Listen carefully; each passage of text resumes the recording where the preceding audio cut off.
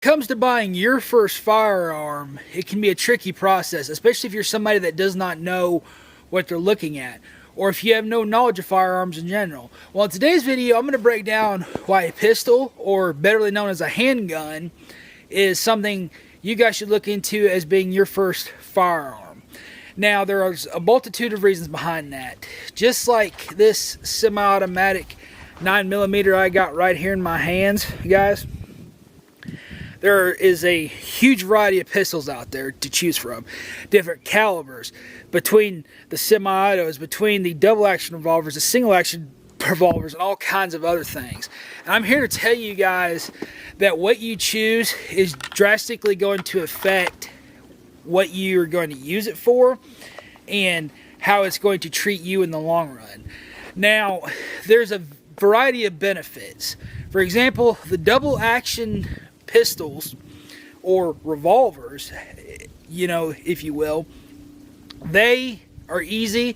You load them, you squeeze the trigger, and they're going to go bang every time that you squeeze that trigger. With the single actions, you got to pull the hammer back every time to make it go boom. Now, these have a different deal, different benefits. The single action makes you slow down. It makes you really think through the process of what you're doing.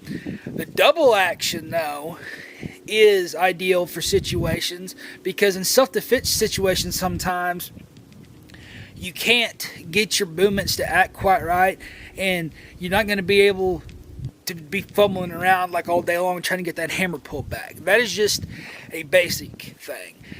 One of the biggest reasons, though, that pistols are a great, they are the best option for new gun owners, is the fact that they're easily concealable if you buy the right one. And let's talk size, since I said that, guys. Finding a pistol, something like a little Derringer, about yay big, or if you want to carry something bigger, like a Glock 19, that's fine too. It's the same size as the G3 Taurus that I just showed you guys right here. This is the same specs as a Glock 19, this G3 Taurus. Now, this is getting a little big for some people.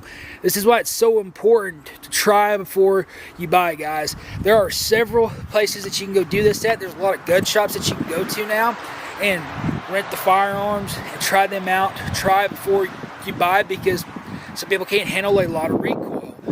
This one I just showed you is chambered in 9mm. Glock 19 is going to be chambered in 9mm. But there's so many things to think about, and a lot of people don't have guidance when it comes to this stuff, guys. So that's why I'm trying to make this video today, to tell you guys about some of the things and things that I wish I had known many, many years ago, back when I first got into this. Of course, I had good people around me to teach me, and now I'm here educating you guys to the best of my ability. Now, pistols are something, though, too.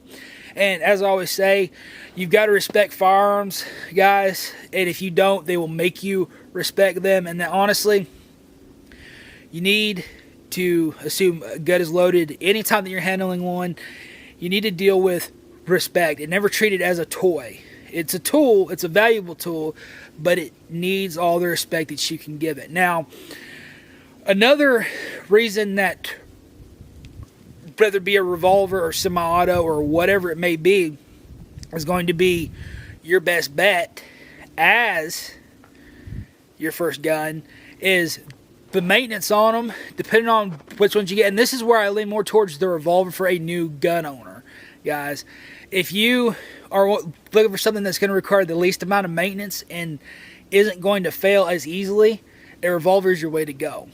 If you're somebody who can learn how to clean your firearm, and don't get me wrong, they all require cleaning.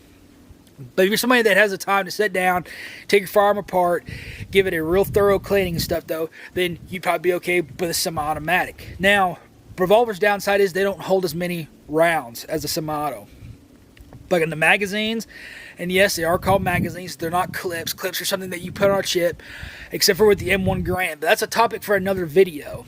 Now, this can be a very tricky subject because everybody's different. What I like may not be what you like, may not be like what he likes, may not be what he likes, may not just be what anybody likes.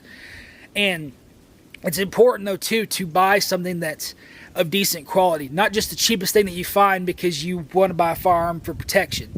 Get something that feels good to you, comfortable to you, and get out there and practice, guys. That is my last piece of advice I will leave you with today. Get out there and practice. Because at the end of the day, if you don't, just owning the firearm is not enough. You've got to get used to it. You've got to go out there and practice.